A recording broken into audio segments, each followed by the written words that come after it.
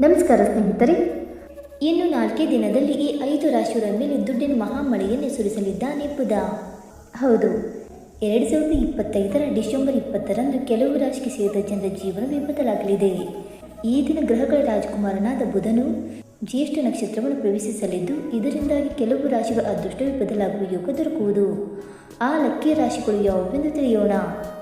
ಜ್ಯೋತಿಷ್ಯದ ಪ್ರಕಾರ ಬುಧ ಗ್ರಹವನ್ನು ಗ್ರಹಗಳ ರಾಜಕುಮಾರ ಎಂದು ಕರೆಯಲಾಗುತ್ತದೆ. ಈ ಬುಧ ಗ್ರಹವು 2025 ಡಿಸೆಂಬರ್ 20ರಂದು ವೃಶ್ಚಿಕ ರಾಶಿಯಲ್ಲಿ ಚಲಿಸುತ್ತಲೇ ಜ್ಯೇಷ್ಠ ನಕ್ಷತ್ರವನ್ನು ಪ್ರವೇಶಿಸಲಿದೆ. ಜ್ಯೇಷ್ಠ ನಕ್ಷತ್ರವು ಇಂದ್ರದೇವನ ಪ್ರತೀಕವಾಗಿದೆ. ಇದು ರಾಜ್ಯ, ಅಧಿಕಾರ ಹಾಗೂ ರಾಜಕೀಯವನ್ನು ಪ್ರತಿನಿಧಿಸುತ್ತದೆ. ಆದ್ದರಿಂದ ಬುಧನು ಜ್ಯೇಷ್ಠ ನಕ್ಷತ್ರದಲ್ಲಿ ಚಲಿಸುವ ಮೂಲಕ ಬುದ್ಧಿವಂತಿಕೆಯಲ್ಲಿ ಹೆಚ್ಚಳ, ಸಂಚಾರದಲ್ಲಿ ಬಲ, ವ್ಯಾಪಾರದಲ್ಲಿ ಲಾಭ ಮತ್ತು ರಹಸ್ಯವಾದ ವಿಚಾರಗಳಲ್ಲಿ ಯಶಸ್ಸು ನೀಡಲಿದ್ದಾನೆ. ಬುಧನ ಈ ಚಲನೆಯು ಸರಿಸುಮಾರು 7 ರಿಂದ 8 ದಿನಗಳವರೆಗೆ ಹೆಚ್ಚು ಪ್ರಭಾವಶಾಲಿಯಾಗಿರುವುದು. ಇದರಿಂದಾಗಿ ಕೆಲವು ರಾಶಿಗೆ ಸೇರಿದ ಜನರಿಗೆ ಅಪಾರ ಲಾಭ ದೊರಕಲಿದೆ. ಜ್ಯೇಷ್ಠ ನಕ್ಷತ್ರದಲ್ಲಿ ಬುಧನು ನೀಚ ಸ್ಥಾನದಲ್ಲಿರುವುದಿಲ್ಲ. ಅದರ ಬದಲು ಗಂಭೀರವಾದ ಆಲೋಚನೆ ಮತ್ತು ಭೌತಿಕ ಶಕ್ತಿಯನ್ನು ಹೆಚ್ಚಿಸುತ್ತಾನೆ. ಹಾಗಾಗಿ ಬುಧನ ನಕ್ಷತ್ರ ಬದಲಾವಣೆಯಿಂದ ಯಾವ 5 ರಾಶಿಗೆ ಸೇರಿದ ಜನರು ಹೆಚ್ಚು ಪ್ರಯೋಜನಗಳನ್ನು ಪಡೆಯಲಿದ್ದಾರೆ ಎಂದು ತಿಳಿದುಕೊಳ್ಳೋಣ. ಬನ್ನಿ ಸ್ನೇಹಿತರೆ. ಅದಕ್ಕೂ ಮುಂಚೆ ನೀವು ನಮ್ಮ ಚಾನಲ್ಗೆ ಸಬ್ಸ್ಕ್ರೈಬ್ ಮಾಡದೆ ನೋಡ್ತಾ ಇದ್ದರೆ ದಯವಿಟ್ಟು ನಮ್ಮ ಚಾನಲ್ಗೆ ಸಬ್ಸ್ಕ್ರೈಬ್ ಮಾಡಿಕೊಳ್ಳಿ ಸ್ನೇಹಿತರೆ.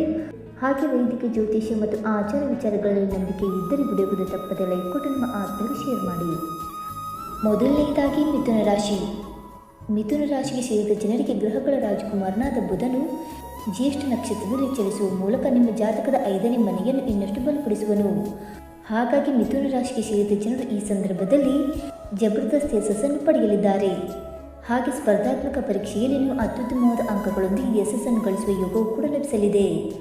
ಜನರ ಸಂಬಂಧವು ಈ ಅವಧಿಯಲ್ಲಿ ಇನ್ನಷ್ಟು ಬಲಶಾಲಿಯಾಗಿರುವುದು. ಅತ್ಯುತ್ತಮವಾದ ಸಂಗಾತಿಯನ್ನು ಪಡೆಯುವ ಸಾಧ್ಯತೆ ಕೂಡ ಹೆಚ್ಚಾಗಿರಲಿದೆ.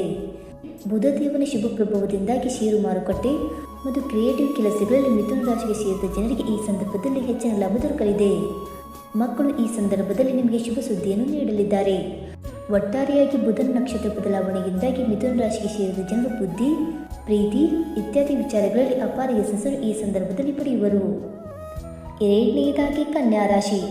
ಕನ್ಯಾ ರಾಶಿಗೆ ಸೇರಿದ ಜನರಿಗೆ ಬುಧನ ಈ ನಕ್ಷತ್ರ ಬದಲಾವಣೆಯು ನಿಮ್ಮ ಜಾತಕದ 3ನೇ ಮನೆಯ ಮೇಲೆ ಹೆಚ್ಚಿನ ಪ್ರಭಾವವನ್ನು ಬೀರುವುದು. 3ನೇ ಮನೆಯು ಪರಾಕ್ರಮ, ಸಣ್ಣ ಪುಟ್ಟ ಯಾತ್ರೆ, ಸಹೋದರ ಸಹೋದರಿ ಮತ್ತು ಸಂವಹನದೊಂದಿಗೆ ಸಂಬಂಧವನ್ನು ಹೊಂದಿದೆ. ಹಾಗಾಗಿ ಗ್ರಹಗಳ ರಾಜಕುಮಾರನಾದ ಬುಧನು ಜ್ಯೇಷ್ಠ ನಕ್ಷತ್ರದಲ್ಲಿ ತನ್ನ ಚಲನೆಯನ್ನು ಆರಂಭಿಸುವ ಮೂಲಕ ನಿಮ್ಮ ಆಲೋಚನೆಗಳು ಇನ್ನಷ್ಟು ಗಂಭೀರವಾಗುವುದು ಮತ್ತು ಉತ್ತಮ ಯೋಜನೆಗಳನ್ನು ರೂಪಿಸಲು ಸಾಧ್ಯವಾಗುವುದು.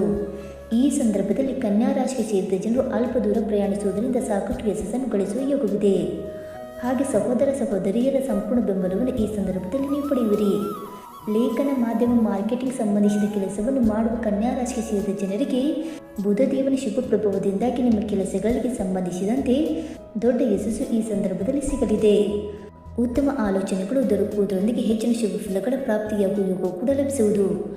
ಒಟ್ಟಾರೆಯಾಗಿ ಸಾಹಸ ಮತ್ತು ಮಾತುಕತೆಯಲ್ಲಿ ಅತ್ಯುತ್ತಮವಾದ ವೃದ್ಧಿಯನ್ನು ಈ ಸಂದರ್ಭದಲ್ಲಿ ನೀವು ಪಡೆಯುವಿರಿ. ಇದರೊಂದಿಗೆ ಕನ್ಯಾ ರಾಶಿಗೆ ಸೇರಿದ ಜನರು ಹಣ ಮತ್ತು ಯಶಸ್ಸನ್ನು ಗಳಿಸುವ ಸಾಧ್ಯತೆ ಈ ಅವಧಿಯಲ್ಲಿ ಸಾಕಷ್ಟು ಹೆಚ್ಚಾಗಲಿದೆ. ಮೂರನೆಯದಾಗಿ ತುಲಾರಾಶಿ. ತುಲಾರಾಶಿಗೆ ಸೇರಿದ ಜನರಿಗೆ ಬುಧನ ಈ ನಕ್ಷತ್ರ ಬದಲಾವಣೆಯು ನಿಮ್ಮ ಜಾತಕದ 2ನೇ ಮನೆಯ ಮೇಲೆ ಹೆಚ್ಚಿನ ಪ್ರಭಾವವನ್ನು ಬೀರುವುದು. ನಿಮ್ಮ ಜಾತಕದ 2ನೇ ಮನೆಯು ಹಣ, ಕುಟುಂಬ ಮತ್ತು ಮಾತನ್ನು ಪ್ರತಿನಿಧಿಸುತ್ತದೆ.